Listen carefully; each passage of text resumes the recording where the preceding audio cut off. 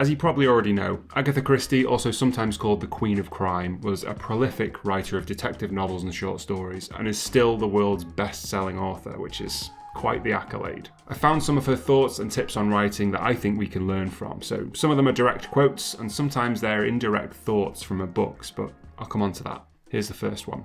Number 1. It's no good starting out by thinking one is a heaven-born genius. Some people are, but very few. No. One's a tradesman in a good, honest trade. You must learn the technical skills, and then, within that trade, you can apply your own creative ideas, but you must submit to the discipline of form. I'm highlighting this tip or this thought for a couple of reasons. Firstly, I think Agatha Christie's absolutely right here. Believing you're brilliant from the off is very likely a bad thing. Accepting that you have gaps to fill and space to progress is essential as a writer so that you can grow in your craft and so you can write better stories. But it's also immensely satisfying to compare old and new work and see how far you've come. If you're blinkered by thinking everything you produce is brilliant from the off, then you'll miss out on that feeling. That's the first reason I wanted to mention this. The other is to highlight that the opposite is also true, and in my experience is a much more common problem for writers. A lot of new writers I encounter assume that they're going to be terrible at it. They think they don't know what they're doing, or they feel on the very outside edge of writing. It's as though some writers approach the craft ready to confirm their suspicions that they are in fact awful at it. All of that is totally understandable, of course, but it's really important to give yourself a chance if you're trying something new. If you feel like you're bad at writing or you're frustrated with your progress so far, my suggestion here is to try and reframe that in your mind, or at least that's where I'd start anyway. Instead of, I'm really bad at writing, try reframing that to, I'm really new to writing. And instead of, I'll never be a good writer, try, I'll be a better writer if I keep going. I know it's not going to propel you into a world of confidence immediately, but you have to start somewhere, and these things or these thoughts are accessible to implement. Be a good friend to yourself. I suppose that's what I'm saying. Encourage yourself, but don't blow smoke up your ass. Number 2, there's no doubt that the effort involved in typing or writing does help me in keeping to the point. Economy of wording, I think, is particularly necessary in detective stories. You don't want to hear the same thing rehashed 3 or 4 times over. This is really useful, I think, especially if that's the kind of story that you're telling. But generally, staying to the point but not labouring it is a fine balance. A lot of writing is about balance, really, but in this case, you need to make sure that your clues stand out just enough to the reader, but not enough to give anything away. You need to make sure they register so they can become part of the patchwork of things you should have seen coming when you get to the end, but they don't chip away at the impact of that resolution. It's a very precise kind of writing, I think, and it's interesting to hear her thoughts about how the physical process helped her stay on point. Conserving energy, perhaps, by following the direct trail to the destination rather than tiring herself out by taking a meandering route through the trees and getting caught in the thickets. I think in something like literary fiction, you might have more room to meander a bit, though. Drawing from my own attempts at literary fiction in the past, I think you can actually get a bit of energy back from those meandering paths, I think, if you can exercise a bit of your creativity because you have the luxury of not having to hit certain plot points. It's like the viewpoints and outlooks that you come across can help fuel your creativity a little bit more when you know you don't have such a firm appointment to keep at the end of the walk. That all got a little bit metaphorical there, but hopefully you know in some way what I'm talking about. It's also worth noting, of course, that physically writing, producing words on the page, one way or the other, has never been as easy as it is today. We have responsible and comfortable keyboards, ergonomic mice, wrist rests and all manner of software to help us. Agatha Christie probably worked most with typewriters and pens and paper, both of which I'd say are considerably bumpier processes, though I did find some information suggesting that she worked with a dictaphone and she had a secretary type up her work as well. That probably wasn't the case through her entire career though. Early on, I'd assume she did it all herself, learning how much energy it takes to create a manuscript. Number 3, you start into it, inflamed by an idea, full of hope, full indeed of confidence, about the only times in my life when I have been full of confidence. You then get into difficulties, don't see your way out, and finally manage to accomplish more or less what you first meant to accomplish, though losing confidence all the time. Having finished it, you know that it's absolutely rotten. A couple of months later, you wonder whether it may not all be right after all. I don't know if I've seen a more accurate representation of how it feels to write a novel in any of these videos that I've made. I think this is exactly on the money, at least in my experience. It really does start with a burst of confidence and energy, but then there's this point where that energy starts to dwindle, or if it doesn't dwindle, it changes. For me, it sort of morphs into a kind of faith. I have to rely less on confidence because I no longer have it, and instead have to try to remember how I felt before and trust the process and that the story is still correct, even if I can't feel it. This is such an important point to make, especially when you consider first-time novel writers. Imagine feeling on top of the world with a great idea and this enthusiasm to tell a story, making a start and thinking, I can actually do this. Then waking up one morning a month later and realising everything feels different. You were so sure, but now it feels like you've lost it. That idea, was it even good in the first place? Is it actually even worth writing at all? What would you do if that happened? Well, you'd probably assume, as I did, that you weren't actually cut out for writing at all.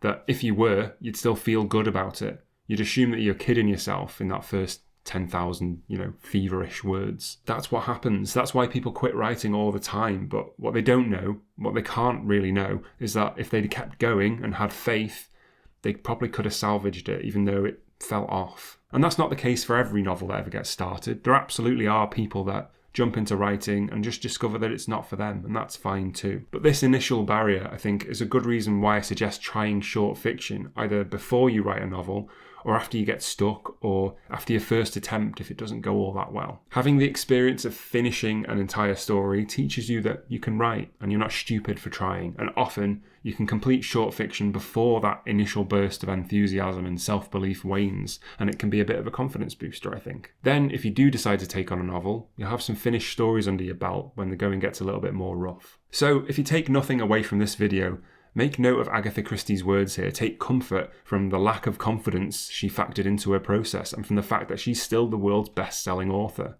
Number 4. It is a pleasure sometimes, when looking vaguely through a pile of old notebooks, to find something scribbled down as possible plot, do it yourself, girl and not really sister, August with a kind of sketch of a plot. What it's all about, I can't remember now, but it often stimulates me, if not to write the identical plot, at least to write something else. I could never write the kind of plots that Agatha Christie did, no way. But again, I'm finding myself really aligning with her thoughts on the process of writing. I'm a notebook scribbler myself, but I have to go perhaps a little further than she mentions here. It seems like once she's made a note of some spark of an idea, that's enough to preserve at least a little energy in it, so that if she reads over it in the future, it can still bring her a story, even if it's not the original intended one. I'm not sure if you're the same. If you are, that's pretty great. But for me, my ideas have a much shorter shelf life.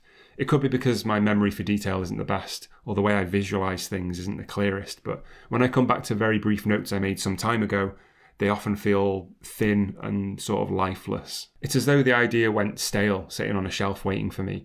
It feels a bit like trying to remember a dream once you wake up. What had seemed so vivid and clear at first just seems like it fades away. But a while ago, I found out that I can avoid that happening and preserve that initial spark of story if, when I'm noting it down for the first time, I go a little further into the idea than a basic few words. My approach now is to jot down that idea, but also expand it as much as I can, just still only taking 30 seconds or a minute. I'll ask myself, is there a character there? What's the setting?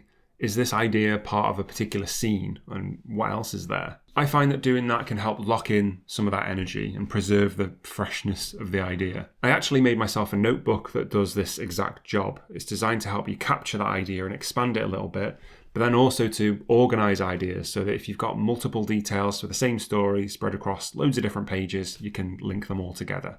I called it the Writer's Vault, and it's up for sale on the dreaded Amazon, but the link's on my website if that sounds useful. Whatever the case, my message here is don't ignore the sparks of ideas when they come to you. Don't assume that you'll just remember them. Also, don't cast them aside if they don't fit the story you're working on now. Still record them, because it's much easier to start your next story if you already have ideas. These next few tips and thoughts come directly from Agatha Christie's books, where she uses a character called Ariadne Oliver, who's an author, to talk about the craft of writing. Whether these are actually Agatha Christie's own thinly veiled opinions, or simply her enjoying writing a colourful character who shares her trade, it's hard to say.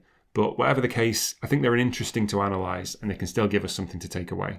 Number 5, I don't care 2 pins about accuracy. Who is accurate? Nobody nowadays. If a reporter writes that a beautiful girl of 22 dies by turning on the gas after looking out over the sea and kissing her favourite Labrador Bob goodbye, does anybody make a fuss because the girl was 26, the room faced inland, and the dog was a Sealyham Terrier called Bonnie?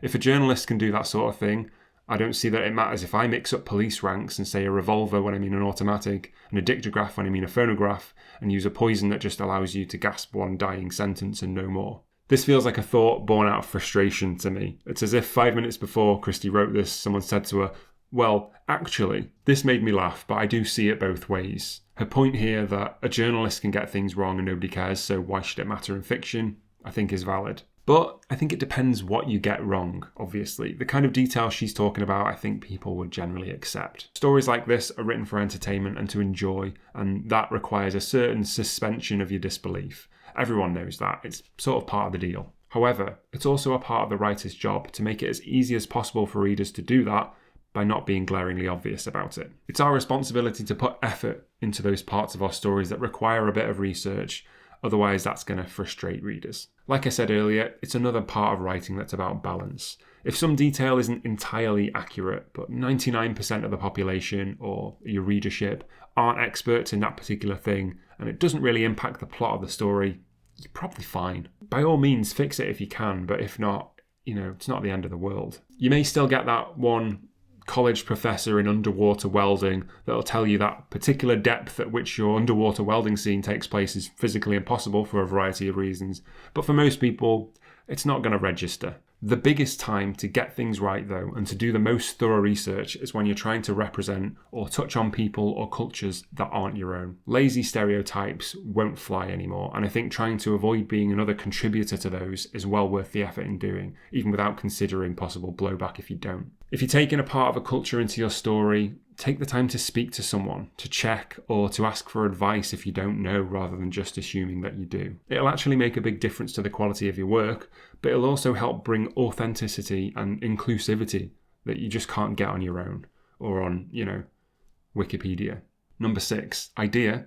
I've got any amount of ideas. In fact, that's just the difficulty. It always is my difficulty. I can never think of even one plot at a time. I always think of at least 5, and then it's agony to decide between them. I can think of 6 beautiful reasons for the murder. The trouble is I've no earthly means of knowing which is right. It's clear from the amount of stories that she wrote that Agatha Christie was full of ideas, and if we take this literally as being her opinion, it's interesting to hear how that actually created a problem for her. It's something I wouldn't have expected necessarily. My ideas are few and far between. I don't get an awful lot of them at all, and that can be frustrating, but I'd imagine it's a similar feeling having too many. Either way, there's something stopping you from getting on with writing a story. Which side of this spectrum do you fall into? Let me know in the comments, because I'd be interested to see if there's a more common issue one way or the other. The difference between these two, I suppose, is choice. With my way, ideas come to me. I don't have any choice. I don't have options to choose from in order to write a story. I have to work with whatever I get. But I also don't have to choose, and I'm not in the position of possibly chasing the wrong story or the wrong ending or something like that by mistake. I don't think there's necessarily a more preferable option when you really get down to it. But having more ideas than I know what to do with sounds like something I wouldn't mind trying. So if there's anyone out there who's flush with ideas, I'll give you some empty space in your mind in exchange for one of your best ones. How's that for a plan? Probably not the best advice, thinking about it, but it does lead me to this quote. Good advice is always certain to be ignored, but that's no reason not to give it. I've made loads of these author advice videos, so check through this playlist for your favourite author's name, and if they're not there, let me know. Thank you so much for watching as always, and happy writing.